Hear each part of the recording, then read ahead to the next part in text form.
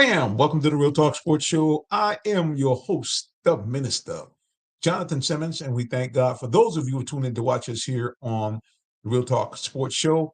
Remember, you can find us anywhere on social media at Real Talk Sports, the number 7. That's how you can find us. And so again, like I said, we appreciate all those of you who decided to tune in here to join us on the live broadcast.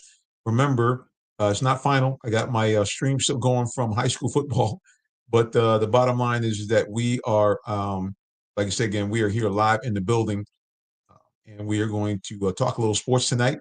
We're going to talk a little college and a little high school, and of course, a little pro football. And of course, we have to talk about the Atlanta Falcons, who won. I have Dean Better. He's going to talk with us tonight. Cool thing is that if you're in the Atlanta metro area, it was everybody won. Like all the college teams, the pro football team, obviously the Falcons, even the Atlanta Dream won. So the big sports weekend here in Metro Atlanta. So hopefully you guys have some good stuff to say or to, just chime in and do some sports talk. Speaking of that, if you want to be a part of the broadcast, I do this every now and then. If you, in fact, want to join us, let me show a way we can kind of put you on here. Here you go. You can pop in on the broadcast. Now, again, don't do nothing crazy. But if you want to, here it is. This is the link to be on the show. I'm going to put it on for you right now here. Here we go. This is how to be on the show. Bam. I'll paste it so you guys will see it. Bam. There it is coming up shortly. You'll be able to see it in just a minute. Let me get the rest of this gunk off of here. Like I say again, that was what we did last week. We were actually at the StreamYard. We're actually at the Stevenson versus Mount Zion. That's who played last week. Let me see if I can get my camera up just a little smidgen here.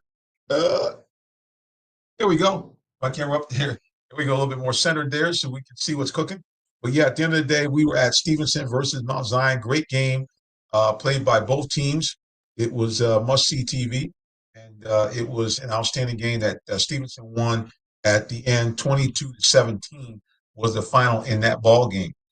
Like I said again, it was Mount Zion shocked the world because they were not expected to really stay in this contest. But as many people told me, Mount Zion played Stevenson very well last year, and they repeated it as they led the whole game for Stevenson scored 2 touchdowns in the fourth quarter to take a 22-17 victory back home to DeKalb County.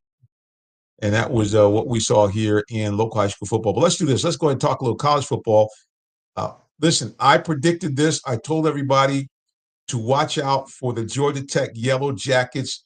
And the Jackets stung the Clemson Tigers 24-21. And one of probably the biggest wins that Georgia Tech has had in some time.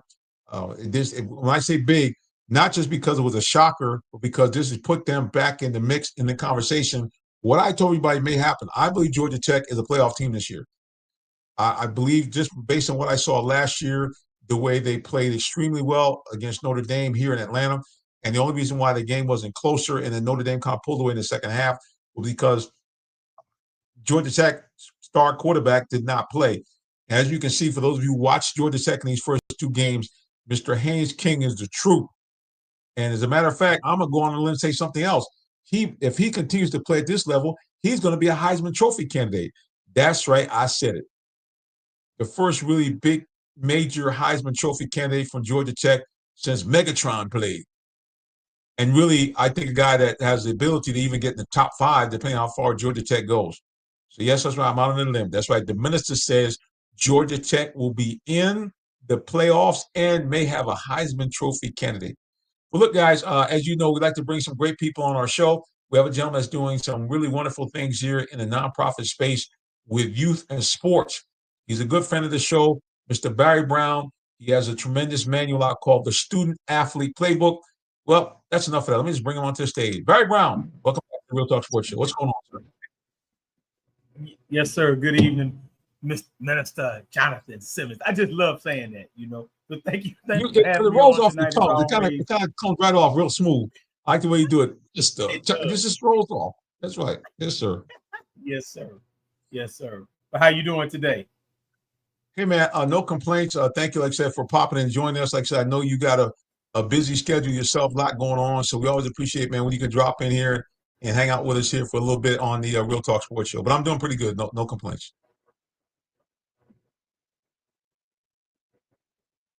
Yeah, I Yes, could sir. probably use a little bit more Amen to rest, but that. everybody can say Amen. that. Mhm. Yes.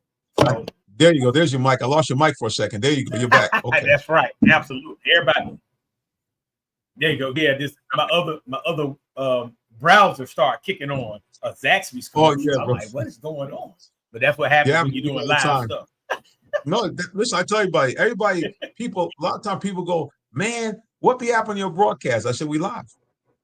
I said, things happen. I said, if you don't believe me, you can watch anybody live broadcast. I don't care with ESPN, ABC, CBS Sports. Every now and then they have a situation where something goes haywire, and they have more people to prep than I do. Absolutely. Just saying. All right, sir. Big stuff Absolutely. going on A here lot more in people. college Yes. football. Yes, sir. What do you think about all the stuff we're seeing here in Man, college I heard football, you. sir? Unbelievable, or what? Well, I heard you talking about Georgia Tech. I'm a Georgia Tech fan. So this weekend was amazing with the Georgia Tech Yellow Jackets, the Rambling Wreck, and also the University of Georgia. Just amazing, man. And what I love about what happened this weekend, especially for the state of Georgia, when you start talking about Georgia Tech having the opportunity to have a magnificent season. And if you're in any of the Georgia Tech chat rooms, the Facebook groups, or wherever they may be congregating, what you're going to see is a lot of optimism about what Georgia Tech has in Haynes King. Um, their defense is playing very well. They're making what I call situational stops. So that means, hey, when the game is on the line, when there's a big play that needs to be made, they're making them. And one of the most significant ones from this past weekend was Daniels, number 9, when he did that pop-up, jump-up interception when Clemson was down there within the 5-yard line. That was one of the hugest plays of the game. And when you're making situational plays like that to keep you in the game and to win games, that means you are coached very well, and that means good fortune is on your side. And as I learned playing football from 6 years old all the way up to 22 years old, is this: it's better to be fortunate than good. So when fortunate things happen for you, hey man, take them, run with it. And I love what Coach Key said after the game, and a lot of the players I've heard them talk when they're being interviewed is they are a team, they work together, and they are paying attention to the details. And that's what you're going to see the difference of from now until the rest of the season. Because they've been focused so much on the details, you're not going to see them make a lot of silly mistakes that they've made in the past. Where that game against Clemson and that game against Colorado in the past, they would have lost those games. But because of the details, paying attention to the details, now they're winning those games. And let's not underestimate this. Coach Key and even Collins before him, those guys started recruiting better players. And now they got some players up there at Tech. And you're seeing everything come together under Coach Key right now. And I love it. No doubt, man. Like I said again, Georgia Tech showing the nation that they are not a fluke. And again, we saw the signs of this last year as their 2 biggest games of the year. They showed out. Like you mentioned, the Notre Dame game here in Atlanta had it not been for them not having their star quarterback. Who knows? Because they were going toe to toe with them. And of course, like you mentioned, some gaffes. They had 2 field goals blocked and a bad turnover in that game. And then in the second half, the quarterback looked like, oh, I'm playing in front of all these people, and threw about 3 picks in the second half, which really was the key to Notre Dame victory. Meanwhile, Right. in Georgia, if you remember the last game of the season, it took Georgia 8 overtime and a very questionable call for Georgia to beat Georgia Tech. And Georgia, of course, went to the college football playoffs themselves. So this, I saw in my mind, I said, hey, this is a team that, when healthy, should be able to contend.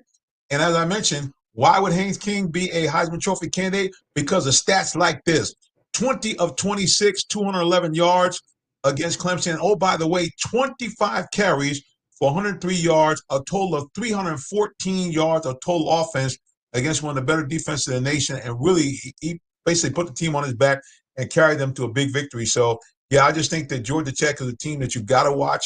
And I think that Haynes King, you got to now, you have to put him on the Heisman Trophy watch list after 2 straight games, accounting for over 300 yards of total offense all by himself. Hey, Coach, listen, Coach Key, and when you start talking about coaching, think about this now. He played in the Colorado game, and I'm talking about Haynes King. They played Gardner-Webb their second game, and they set him out. Now, he could have played. They set him out on purpose. They let their outstanding number 2 quarterback, Philo, play. He played outstanding in that game. Now, I know it was Gardner-Webb, but Gardner-Webb has some athletes out there, and they are D1. All right, I think we lost your mic again, sir. You your mic went out for a second again. Yep, now? Something happened. The earbuds. Can you hear me now? Nope, we still lost you. Something. Oh, man. So here's what we're going to do, guys. We're going to take a quick little break here and let Mr. Barry Brown reboot. We'll be back with more of the Real Talk Sports Show. Hey, guys, hang in there. Don't go nowhere, please. Are you in the market for a new vehicle? Looking for a vehicle? Come to Allen Vigil Ford Lincoln in Morrow, Georgia. We're a family-owned dealership that's been serving the Atlanta area for over 40 years, offering an unbeatable selection of new Fords, Lincolns, and pre-owned vehicles. Enjoy our exceptional customer service and great financing options tailored just for you. Visit us at 6790 Mount Zion Boulevard in Morrow, Georgia. Did you know that Allen Vigil Ford in Morrow, Georgia also has Lincoln? Over 35 years of using the Vigil Touch to provide excellent customer service, works hand in hand with the Lincoln Motor Company to provide a luxurious and seamless way to acquire your next luxury vehicle. Lincoln has an array of full-service complimentary owner benefits. These benefits include hospitality partnerships, service pickup and delivery, all which can be accessed through the Lincoln Way app. You can even contact the 24/7 concierge to have someone assist you. Come and see our great inventory of new and pre-owned Lincolns today. Call 678-364-7345 to make an appointment with one of our brand champions or shop 24/7 online at allenvigillincoln.net.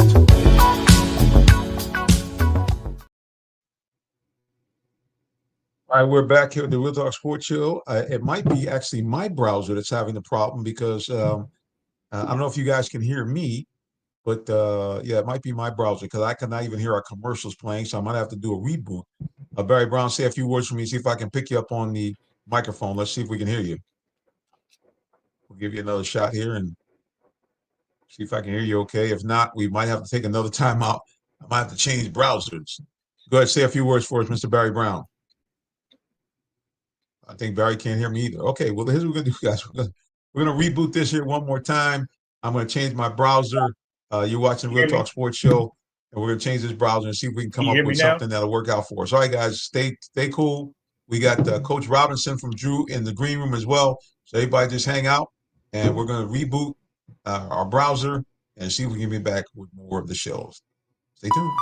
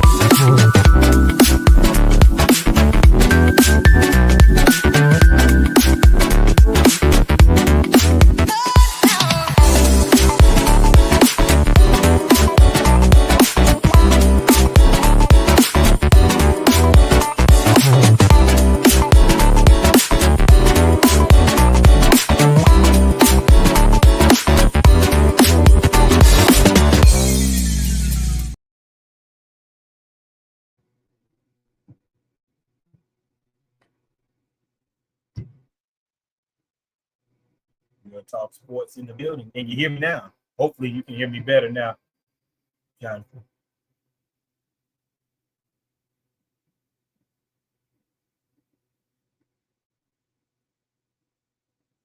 And if everybody is watching and everybody is listening, hopefully you can hear me now. So hopefully in the comment section, you're commenting. But I was mentioning to Jonathan before we were having the technical difficulties that Georgia Tech played Gardner-Webb in that second game of the season, and they rested Haynes King, and now we're back. And you hear me, Jonathan? I got you loud and clear now. Hopefully you can hear me. Can you hear me? Yeah, I can hear you. Yes, sir. I can hear you. There we go. Clear. We're back. Yes, Praise sir. the Lord. These things happen. A I little was technical saying, difficulty at Chain Browser. oh man, yes, sir. I'm glad we can hear clearly. I switched ear plugs, so hopefully everything's gonna go well the rest of the show. So I think we're good, bro. Go ahead. Good. What I was saying was they rested Haynes King in that Gardner-Webb game. Our number 2 quarterback followed that I believe is going to be outstanding because he can throw that ball. He can sling that ball around the yard. So we have an outstanding 1-2 combination with the dual threat of Haynes King, and then you have Philo that is an outstanding drop back passer who also can run. He's mobile. Yes, He's sir. just not the same kind of runner that Haynes King is. And man, I think Coach Key has an outstanding quarterback situation finishing up this season and leading into the future. So, hey, man, I'm excited about Georgia Tech. And, hey, I'm looking forward to see what they do the rest of the season, especially when they meet the Bulldogs again at the end of the season. Yeah, I think that, like I said again, Georgia Tech has shown that they can compete with anybody going on the road. Now, we know Colorado's not what we thought they were, but still, nevertheless, going on the road, open up that game with all the fanfare, knock off Colorado, and in a trap game, just destroying Gardner-Webb, dropping 69 on them. And then, of course, in what was normally that kind of Thursday night special under the lights, were forced to go to a 12 noon start time. Didn't make a difference. Like I say, Haynes King dominant, 300 yards of total offense. He was a one-man wrecking crew. And then, of course, the 55-yard kick at the buzzer to get them the victory, 24-21. Yeah, man. So it definitely, I mean, like you say, again, you got to really give what Coach Key has done there to really get this team here. Before I go to do some high school football, let's go ahead and take a look at the standings really quickly. As far as the rankings, let's go here and take a look at the early polls. Well, as we expected, number 1, the Ohio State Buckeyes at 3-0 are the number 1 ranked team in the country. Big Ten flexing his muscles, saying SEC. What SEC? Penn State ranked number 2, right behind the Ohio State Buckeyes, followed by the LSU Tigers. The Bayou Bengals kind of shaking up things, 3-0. The U, 3-0, and the University of Georgia right behind them with 3 wins and no losses. Oregon, who's looked dominant, they're also at 3-0. Florida State getting back in the mix, 2 wins and no losses. Texas right behind them at 2-1. Illinois, the team everybody's talking about, should be a playoff team at 3-0. And rounding out the top 10, the surprising Aggies from Texas A&M. So SEC and Big Ten continue to dominate as far as the rankings for the college football playoffs. Georgia Tech, in some polls, ranked number 20. In this particular poll, they're ranked number 18. So they got a little work to do, but definitely this is a team I think that can, by the end of the year, get to that number 12 spot at least. And, of course, if they win the ACC title, it could be a lot higher than that. Absolutely. Absolutely. And one thing I wanted to mention, you mentioned that kickoff, that field goal to actually win the game. If you heard the announcers during the game, they said they were at practice the day before, and they were impressed with how Georgia Tech was practicing that specific situation where they're doing called the fire drill field goal, where you've already used your timeout. So you have no timeout. So the minute that play is over, you have to rush your team out, your field goal team out, and get that kickoff before time expires. And they did a great job of that. And again, that goes back to the details that you don't see.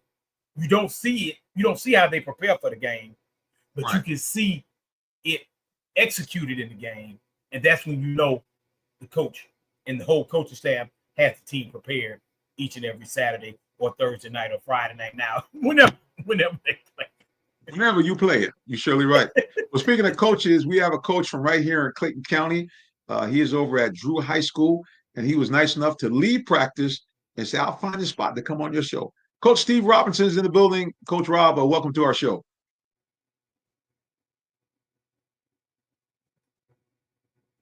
Get it. Check the mic. Coach Rob, we lost your mic. Check your mic, sir. Are you on mute? He's looking. He's checking. Okay. Yeah, we go. Uh-oh, we Go still ahead. can't hear you. We still can't hear Coach Rob. All right. Not sure. I think I'm ghosting the machine tonight. What's going I know, right? All right. Let's try Coach Rob again here. Let me see if I can. He's unmuted. Let's try this again. No, he's unmuted. Okay. Let's once again go to a commercial break, and then we'll try to see if we can get Coach Rob's mic up and running so we can all be heard. All right, guys, you're watching the Real Talk Sports Show. Don't go nowhere. We'll be right back. Looking for a vehicle? Come to Allen Vigil Ford Lincoln in Morrow, Georgia. We're a family-owned dealership that's been serving the Atlanta area for over 40 years, offering an unbeatable selection of new Fords, Lincolns, and pre-owned vehicles. Enjoy our exceptional customer service and great financing options tailored just for you. Visit us at 6790 Mount Zion Boulevard in Morrow, Georgia, located just 20 minutes from downtown Atlanta. Call us at 678-364-3979 or visit online at allenvigilford.net. All right, let's try to get Coach Rob back in there. Coach Rob, can you give us a few words? See if we can hear you. No, we still don't. Yeah, I know what's going on with Coach Rob. I got his mic unmuted. There we go. Try it again. Yep, we're still not getting Coach Rob. I'm not sure. Your volume Coach all the way Rob, up, go Coach? to your settings. Yeah, go to your settings, Coach Robinson, and see. It might have to switch the mic that's connected. I guess he's checking now. So we'll wait and hopefully we can get Coach Rob back in the building. We'll do it. I know we'll do it eventually. Sometimes we get a little ghost in the machine. So we'll get back to Coach Rob in just a few. Yeah, Barry. Yeah, so at the end of the day, like I said, that's the one thing I tell people about live. You just never know when the ghosts get in the machine. It's a part of man, my background in entertainment industry. Man, I've seen many of shows. You know, you have your cordless mic. You might have to switch to a corded mic. Right. I mean, all kinds of speakers go out. I mean, I've seen stages fall apart. Yeah, man, anything can happen live, man. It's just an unfortunate scenario. But as professionals, you just keep moving forward and do your thing. I would like to talk about the Bulldogs, the mighty Bulldogs up there out of Athens right quick before we get Coach Robinson back. Oh, no doubt, man. Yeah, so the Bulldogs pulled out themselves the thriller against the University of Tennessee. You know, really, when you look at that Bulldog team, what have you seen as far as the eye test? Because, you know, we've had situations where Georgia, we're used to them being so dominant, and even against top 10 opponents. Well, like I said again, they could have lost that game had that field goal been made by Tennessee. Yeah, absolutely. Well, Tennessee came out on fire. They were ready to roll by far. I said, oh man, they were even looking more physical. When you start talking about the eye test, they were looking even more physical than Georgia, and you definitely don't see that very often where a team can out physical Georgia. So I was surprised to see that. And then, hey, Coach Jonathan, let me tell you something.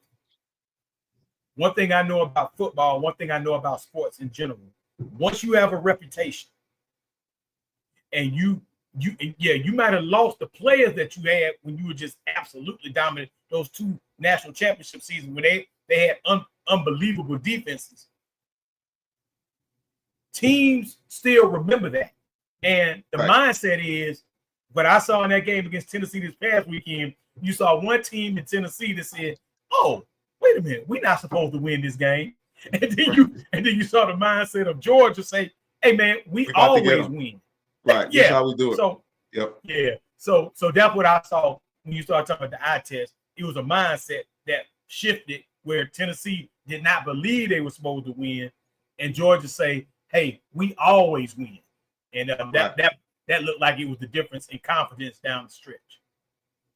That's the battle, man. I mean, you know, and give Georgia credit for having that sensibility to do what they needed to do to pull that victory off. You gotta take a look at Gunnar Stockton, a guy that a lot of people were concerned about his ability to throw the ball. Well, he slung it pretty good against Joey Aguilar, who had a monster game against the Bulldogs, 24 of 36, 371 yards against the Bulldogs, but 2 picks. Meanwhile, Gunnar Stockton, no picks, 23 of 31, 304 yards for a guy that's really no more as a running quarterback.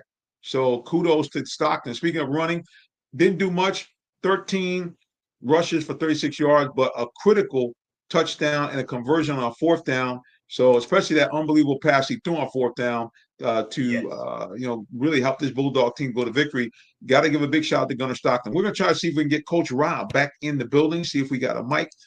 All right, Coach Rob, let's try your mic again, sir. Yeah, for some reason his mic ain't trying to let him on. Oh man, that's okay. What we're going to do is this, Coach Rob. We're going to get you back on, but we're going to do it the old-fashioned way. We're going to set up. We're going to start to be doing some on-site locations. So we'll get a time where we're closer to where you are. We'll actually have you come in the building, and that way we don't have to worry about no mics. I have the mics that I need, and we don't have to worry about it at all. So. All right, he's going to try another. Let's take him off of this one. Let's try him over here. Hang on a second. Coach Rob, are you there?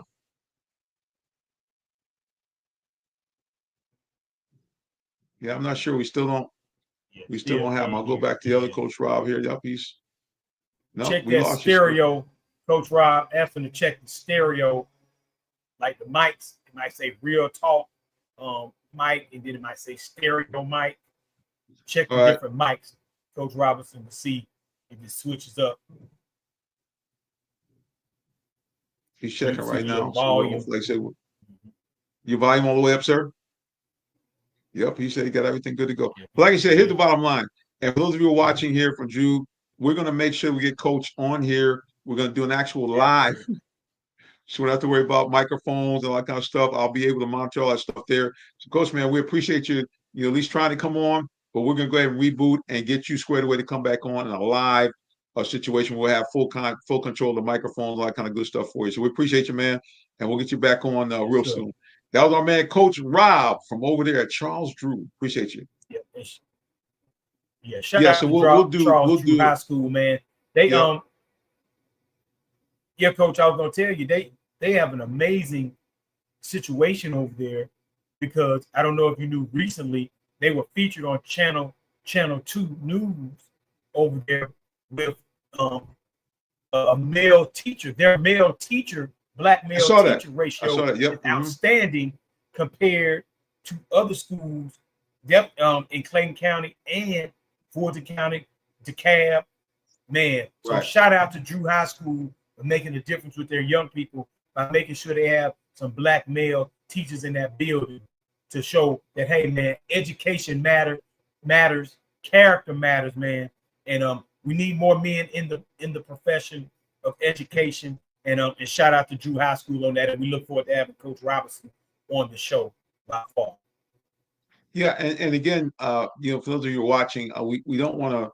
We're not making this a racialism per se. What we're just saying is that it's just good to see, men of color and younger men involved with these guys, because at the end of the day, a lot of these young men don't have, father figures in their lives at all. They don't have older brothers or big brothers. So the fact they can come and listen over the years, and people are watching, for a fact that how so many students later, when they became an adult, talked about how different teachers impacted their lives and made lasting impressions to them being the best woman or the best man they could be. So that's what we're saying here. It's the guys could be orange, but it is something that I think is important to see more men of color involved in the teaching field and to let young men know that, hey, listen, it's not all about just sports. It's not even all about entertainment per se, but you can impact your community even in a far greater way doing something like being a teacher. So yeah, man, kudos to Charles Drew. And not only that, the curriculum and the focus on excellence that is at that school is certainly well known as well.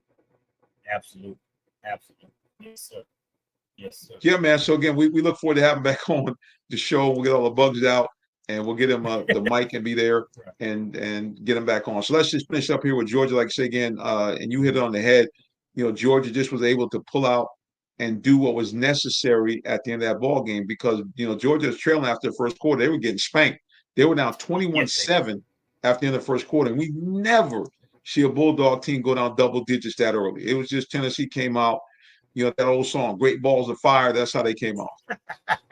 Right. Well, I was talking to some of my Georgia friends these past 2 days, And basically, what this could do for the Georgia program, because Stockton grew up in this game. This was a grow-up game for him. And now, with this kind of confidence coming from a game like this, oh, man, watch out for those Bulldogs, man. That could catapult them into what they normally are, which are monsters of the college football world. So shout out to the Bulldogs on that great victory, come from behind victory. And hey, man, these guys can literally steamroll through the rest of the season after a win like this. So we'll see what that defense does. You know, Coach Smart is going to have them ready, because I know he was not happy with that defensive performance. And I'm looking forward to see what they do in their next ball game defensively following this game. Yeah, man, because college football has gotten really topsy-turvy, man. I mean, it is a situation now with NILs and other things that you just don't know who is going to be able to compete. I'll give you a score that was a shocker. The SEC, South Carolina, after looking just unbelievably potent and strong against Virginia Tech right here in Florida, got shut down by Vanderbilt. I know, yes. Vanderbilt finds themselves in the top 25 for the first time in years as they knock off South Carolina in kind of, I guess you would call it, I won't say a grudge game, but certainly a game that has great ramifications in the SEC. And, you got to give him credit. Pavia, who's a guy that was very highly touted, well, he was at advertised, got them to a 14-7 lead at the half, 21-7 at the end of three quarters, and they just put them away 31-7. The Commodores, as Diego Pavia, 18-25, 177, and 2 touchdown passes for him. Meanwhile, South Carolina, one of the biggest problems is their big quarterback was not able to play in that game. I think if he had been able to play, it might have been a big difference for South Carolina, but he was not able to play, and their backup quarterback was serviceable, 18-27, but was held to just 148 yards, no touchdown, and an interception. So South Carolina missing their big 6'3", 240-pound quarterback, and was not able to take down Vanderbilt. And Vanderbilt, again, like I said, finds themselves in the top 25 for the first time in years. So the SEC said, yeah, the Big Ten might have been doing a little rumbling, but we still have a lot of depth in our conference. Vanderbilt ranked in some polls as high as 20 in the nation. Yes. Well, you started talking about LaNorris Sellers, and he's not playing for South Carolina. Listen, LaNorris Sellers, came into the season. He turned down a lot of NIL money to stay at South Carolina. So, South Carolina has him straight financially. You know what I'm saying? So, him not leaving is not, it's not like he's not getting the money. However, he was offered more money to leave. And I commend that young man for staying, because all this shifting and shuffling in college football right now, we don't know if that's a great thing or a bad thing. But we will find out in the wash. And when that young man, who is one of the top quarterbacks in the country, is not playing, absolutely that's going to make a difference for the outcome of the game. We saw it in real time past Saturday, but Vanderbilt came in there and said, hey, man, your big dog not playing, we just going to go ahead and we're going to take care of business. Yeah, I mean, it's you said it on the head, man. With Norris not playing, it made a huge difference in this team's ability to move the ball. With matter of fact, if you guys want to see a little glimpse of him, you can go to our YouTube page, and we have a clip of him putting a hit stick on I think it was a safety from Virginia Tech.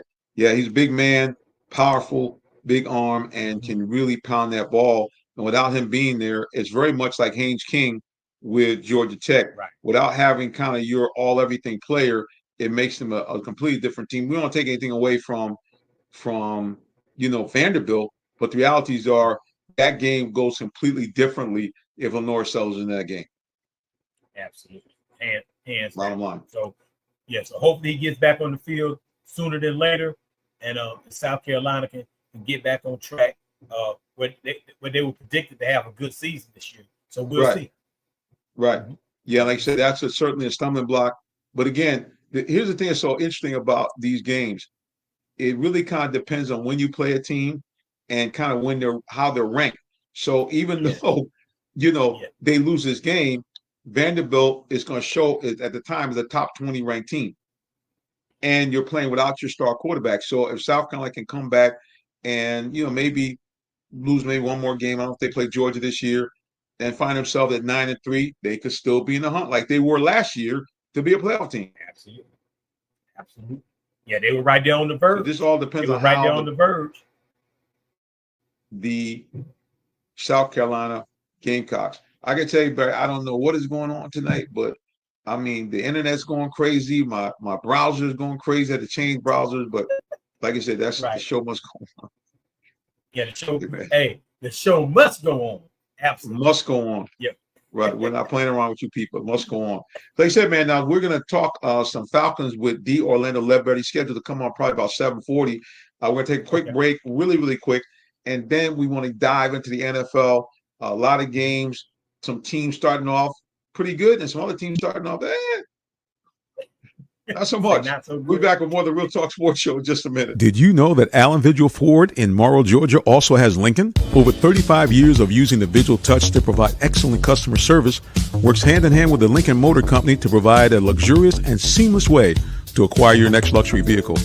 Lincoln has an array of full-service complimentary owner benefits.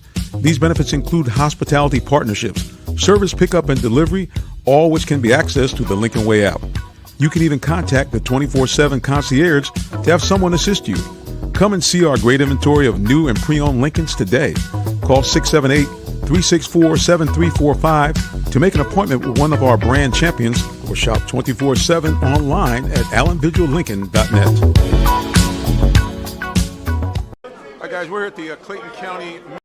This is Patrick Willis, and this is Real Talk Sports. Coming up next, it's the Real Talk Sports Show, bringing you great sports talk with perspective. Now, here's our host, Jonathan Simmons. Hi guys, we're back here at the Real Talk Sports Show. I'm with the man with the plan from the Student Athlete Playbook. The one and only Barry Brown is with us here tonight, and appreciate him and all the stuff that he's doing behind the scenes with his nonprofit. Barry, before we talk a little NFL, talk to people and let them know a little bit about what you do with both your Student Athlete Playbook and the other organization that you run with your team. Yes, sir.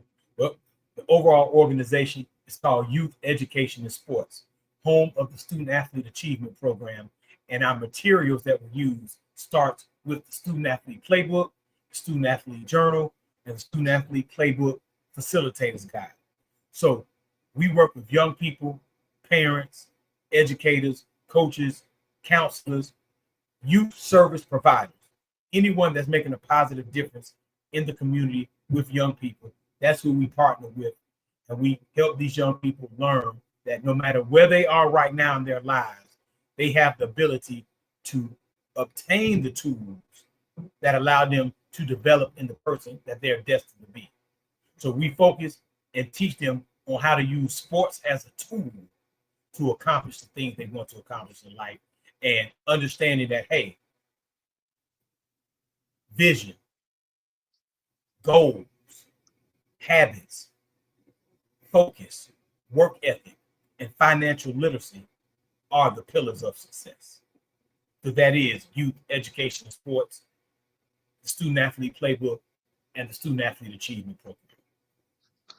Everybody, I do a lot of great stuff. A Morrow High School graduate, matter of fact, still holds the distinction of being part of the last team from Clayton County Public High Schools to win a state title back in 1988. Man, that's a long time, bro. 87. Yes, 87. Sir. That's a long time. I mean, hopefully Clayton County can find a way, but it's a long time ago. It's competition out there now. Yeah, things have changed, and definitely honored and very proud to be a part of that team. I was a young pup on that team, and I was a sophomore on that team. And, it was just very exciting to learn and watch. And one of the amazing things, I was the scout team tailback on that team. And this is something for all our young people to understand. Listen, you start somewhere. You got a lot of kids switching schools, jumping around, they're not getting playing time. Well, I was a sophomore on that team, so I didn't start on varsity. And because I did not start on varsity, they allowed me to play JV football that year. So I practiced with varsity all week as the scout team tailback, a backup on varsity, of course. However, I was the running back, the starting running back on JV, So I ended up getting, most valuable player on the JV team. And then boom, actually, because of the work on the JV team I did that year in the state championship game, Jonathan, in front of 20,000 people at Terra Stadium, hey man, and I can only say for some reason, because I don't really know the reason other than what I did on JV and the work I put in on varsity as a practice squad, player and running the scout team and doing everything I could to make the awesome defense better. But the fact that they appreciate it, and man, they gave me a carry in the state championship game. So hey, I got 1 carry for 1 yard in the state championship game, and I wasn't even a starter, and boom, moved into a starting position my junior year, where I started at free safety on that team, where we went 14-1 for the state championship season. My junior season went 9-3. I started at free safety and played wide receiver, was in the wide receiver rotation. And then my senior year, I switched to corner. I like, man, I got to get a lot of interceptions. I switched to corner. You end up leading the region in interceptions with 8, and then went on to Presbyterian College. Shout out to the mighty Blue Holes that are doing outstanding right now. As a matter of fact, Jonathan, they're ranked number 25 in the AP FCS rankings now, after upsetting Mercer. That was like the number 11 team in the country in the first game of the season. And then we turned around next week and beat Furman the second week of this season, man. So, yeah, the Blue Holes are 3-0. And, hey, man, they're putting in work. So, shout out to Blue Holes Nation out there. And of course, always shout out those the mighty Mara Mustangs. And to finish that story, my senior year at Morrow, we went 10-2. My senior year at Morrow, we went 10-2. Both my junior year and my senior year, we lost in the region championship game, which back then was the second round of the playoffs. Mm-hmm. Right. So yeah, not too shabby on that resume, sir. Not too shabby. That certainly beats my resume of no high school football of any type. And I can claim a championship, an intramural league when I was in college, my freshman year. We won the flag football intramural title. That's mine. Hey, Jonathan, that counts. Hey, intramural sports in college is huge, as you know. And shout out to my intramural basketball team at Presbyterian College. If you can believe this or not, our name was Public Enemy. We had the Public Enemy from the rap group. We had that logo on our shirts. We had reversible jerseys. So we had a black on one side, white on the other. Hey, man, and we won 3 intramural basketball championships up there at PC, man. So like I say, shout out to all the Blue Holes across the nation, man. And definitely the football team, the 2025 football team, off to a great start, man, by far. Well, I'm gonna bring a guy. I don't know what he knows about Blue Holes, but he's definitely one of the most well-dressed men that covers sports today. He is the embedded beat writer for the Falcons for the AJC. He is I like to call him Esquire par excellence, and a great teacher of young men as well. We're talking about the one and only D. Orlando Ledbetter is back in the building. D. Led, welcome back, sir. Hey, Reverend. Thanks for having me back on the show. Nice to be here with you tonight, and Mr. Barry Brown. Thanks for having me. Yeah, I didn't know the Blue Holes had such a reputation there, D. Led, but evidently Presbyterian, there's some bad boys. There we go. Oh yeah, the baseball coach is a good friend of mine, Coach Pollock up there, one of my frat brothers. There you go. Put baseball program up there at Presbyterian. You know, yes. So D-Led, what do you think about what you saw? We certainly had a lot of activity in the NFC South. The only 2 teams that were able to come away from victories were Tampa Bay, and really another great performance by Baker Mayfield. Man, he keeps balling out like this, he might be an MVP candidate. And of course, the Falcons, D-Led, which you were there in person to see. What did you see from this Falcons team that was different from what you've seen maybe over the last, I'll say, couple of years, but certainly from the first game of the season? Yeah, no doubt. They were able to get the pressure and get the sacks on the quarterback. The defense won the game, held the Vikings to 6 points, no touchdowns. Got after the quarterback, got some interceptions, got a fumble off the quarterback. Defense just kept giving them the ball back, and the field goal kicker was able to make 5 field goals, and they finally punched one in there late as the Vikings kind of did the freeway play, let them go down the freeway and score so they can get the ball back. But great strides from the defense and making the rookie quarterback, essentially second-year quarterback, make him look like, he didn't know what he was doing out there. What was the difference from your perspective? Was it just a more want-to by the defense, or did you see some schematic changes that kind of made it easier for them to get to the quarterback? No, it was the same thing they did the first week. A lot of stunts, a lot of twists. Trying to force the kid to get the ball out quick. He didn't know where it was supposed to go, so they got sacked. So you want to do that. You don't just sit back in the zone against a rookie quarterback. You attack them and try to make them beat you. And J.J. McCarthy was not capable of beating them on this late Sunday night. No doubt. Who knew that the Falcons were capable of not one, not three, but 6.5 sacks, or it's almost 7 sacks in that ball game. So yeah, man, definitely this is what we've been, I don't want to say praying for, but certainly we've been looking for this from the Falcons for a long time. Yeah, I was doing the AI thing, and I was like, hey, when was the last time the Falcons had 6 sacks in a game?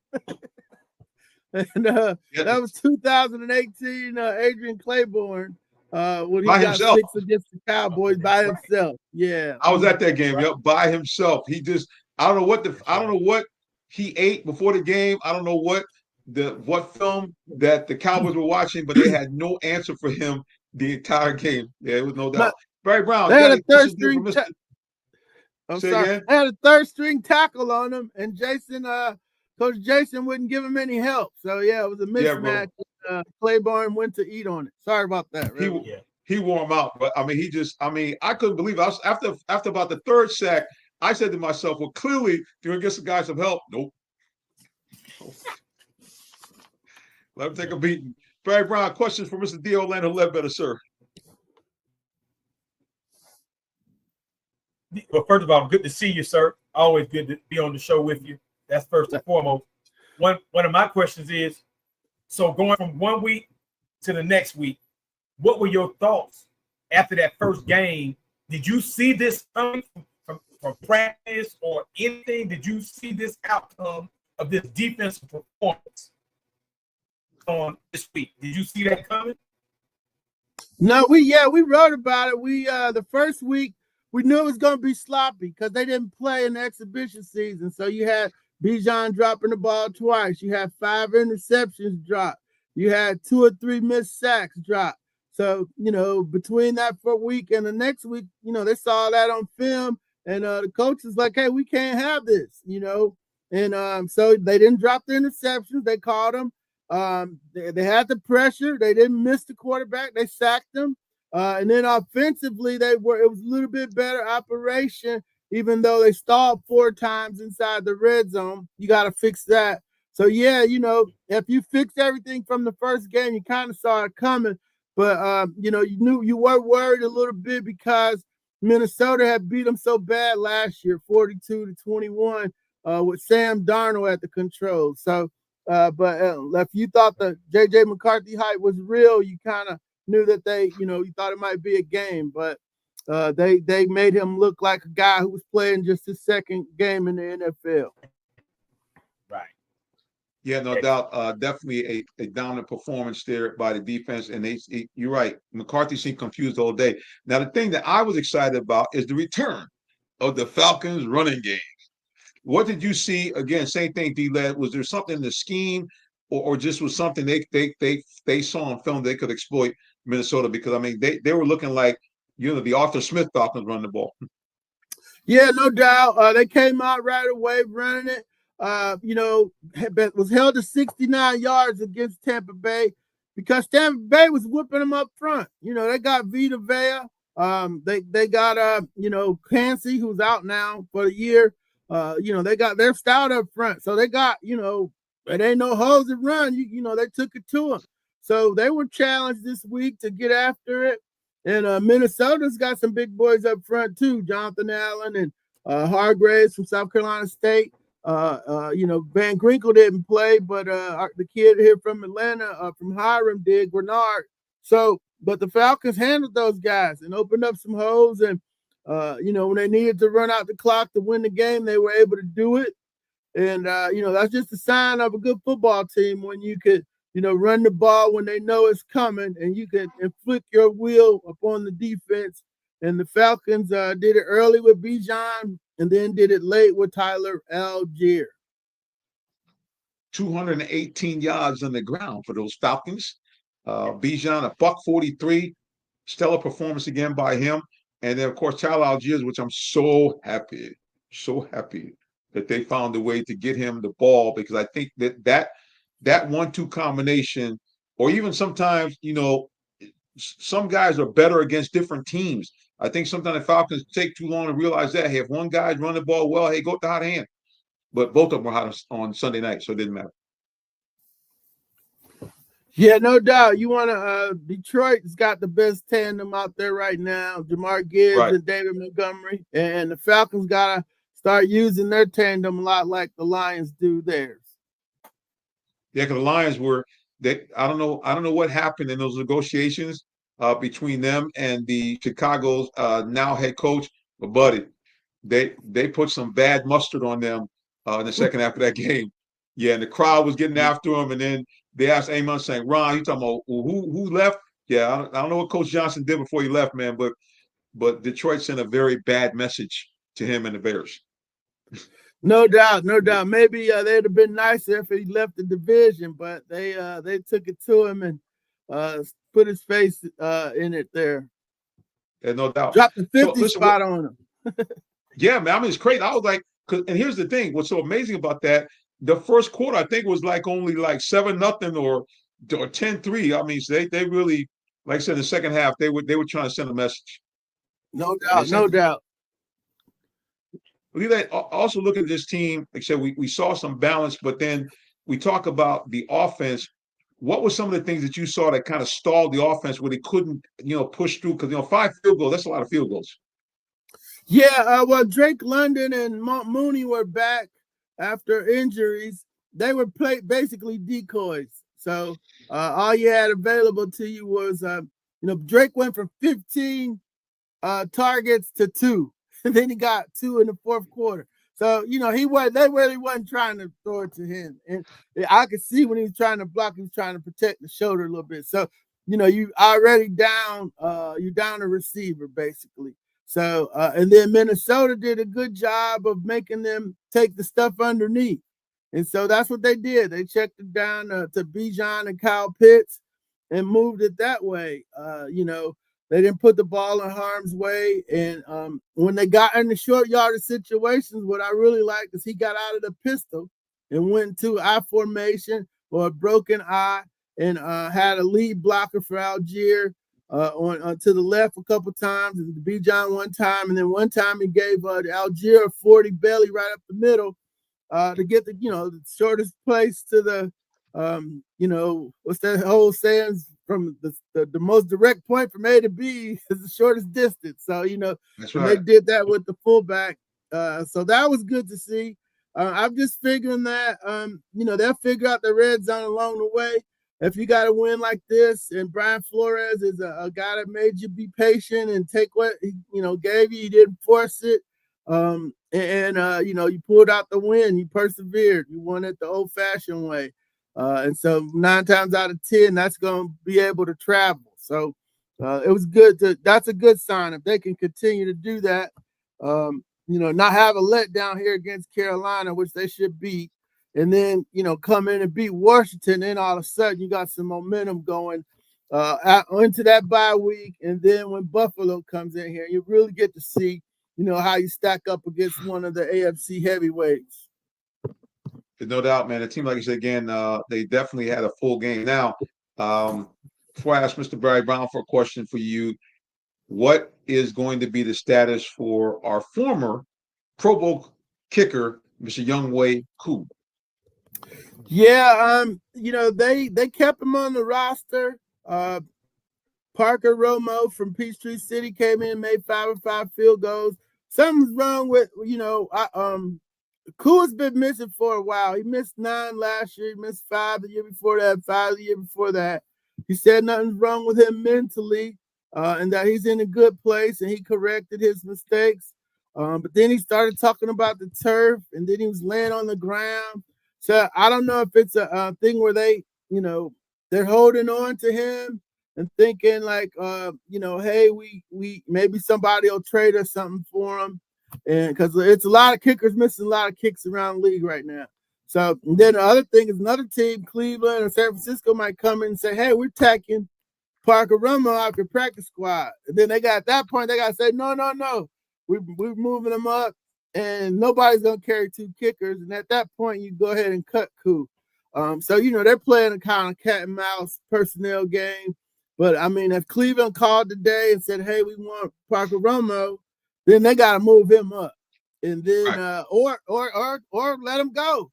And then say Koo is fine. He needed some time off, and, who doesn't need some time off from time to time? And so, he had to get his head clear for a week, and he's back.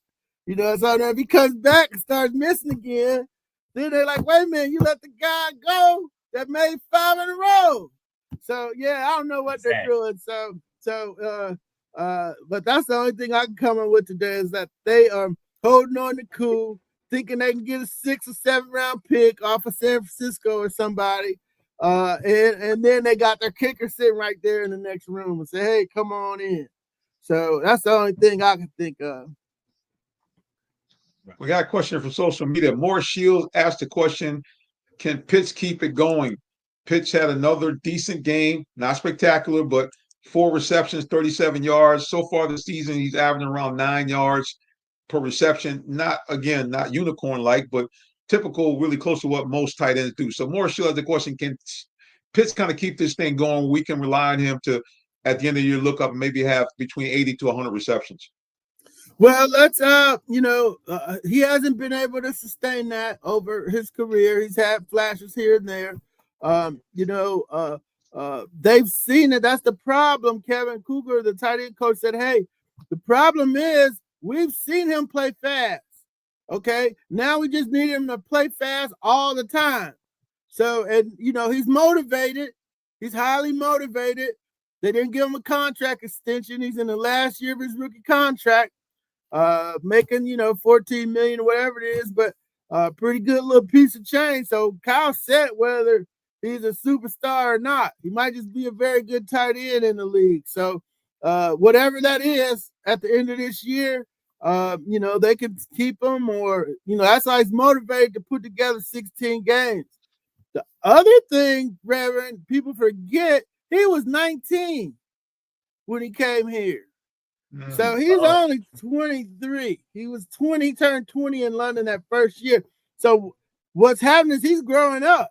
He's maturing as a young man, had his kid, and now he's Cal Pitts Sr. So he's playing for more than just, 22-year-old in the ATL hanging out and so forth. So, if he grows up and he figures out how to play at or near his peak for one season, somebody's gonna have some cash for him after this season. Well, no, Falcons might pay him. You never know. Because here's the thing that's so amazing when you have these longer seasons and you talk about production. I mean, if he continues to average what he's averaging right now, which is like 4.5, catches or 5 catches a game, if he plays all 17 games, that's 85 receptions. Right. And you look over 17 games, if he can average even 50 yards, just 60 yards a game, that's 1,000 yards. Right. So it's low hanging fruit here for Mr. Kyle Pitts, you would think. Well, my number is I need to see touchdowns. They got a problem in the red zone, and he only had 4 touchdowns last year. Yards, he only had 1 touchdown. So I'm like, wait a minute, you got an 88-inch wingspan, and they can't find you in the red zone. So yeah, they went 0 for 4 in the red zone. I don't know how many passes went his way, but I think they got a red zone answer sitting in front of their face. Like, hey, he's 6'8". He should be able to get open in the red zone. I'm baffled with the Falcons offensive coordinators. We go through this like every year, man. It's like, okay, how come is it we can see this stuff and you guys can't seem to see it? I don't Yeah, get it. well, Like you said, you got a guy that's huge. I mean, why can't you give him the ball? But he said he changed up his short yardage thing, though. We got on him about that. I'm like, hey, man, I don't understand. I was like, I don't understand why you pulling the ball away. Because Terry Brisky explained that to me a couple years ago. He's like, man, why are you pulling the ball away from where you're trying to go to get the yard on it's 3rd and 1, and you hiking the ball back 5 yards.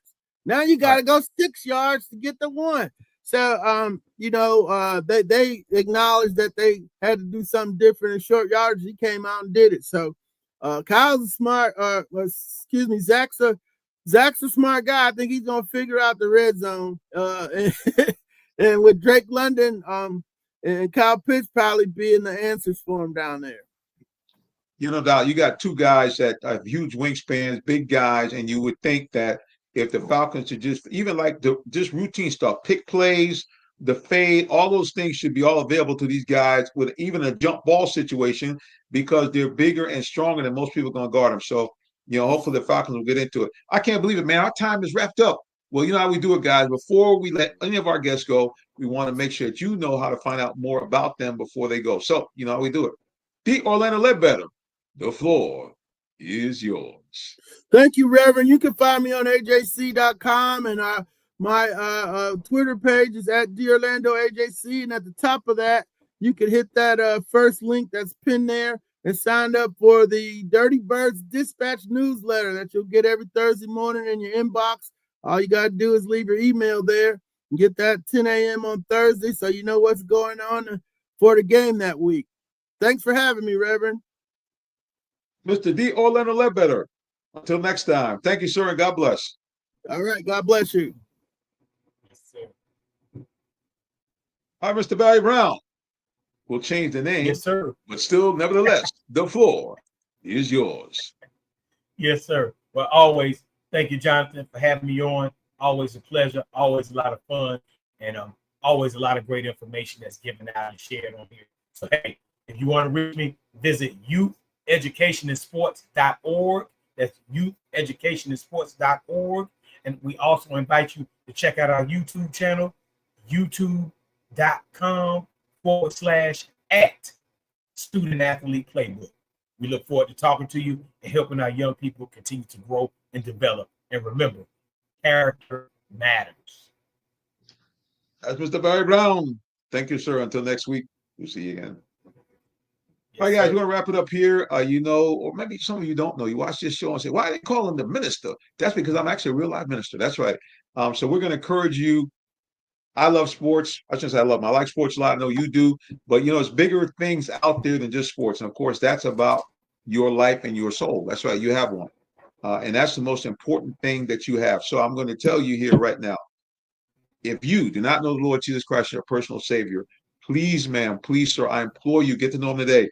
If you're even vaguely familiar with the Bible, you can see all the things they predict in Revelation in terms of this world becoming more and more evil, with the nations aligning themselves like the Russians and the Chinese, even with the rise of AI, all these things pointing towards a false god, an image of the beast, people using digital currency and having a mark of the beast. But all that stuff is all biblical based. So I'm just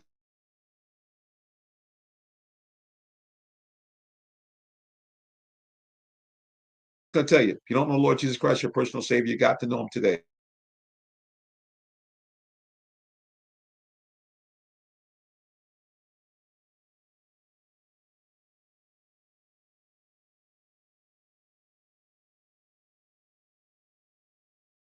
God, like a heavenly parent, ask him for anything that you need or desire, and according to his will, he'll give it to you.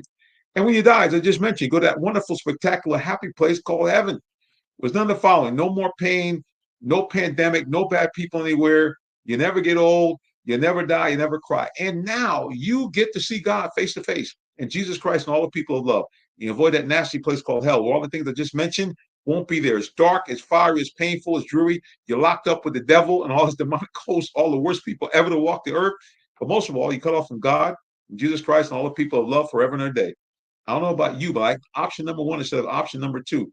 All right, guys, until the next time we get back together again, we simply say God bless you. Have a wonderful rest of the day or evening, whichever may apply. So long, and take care.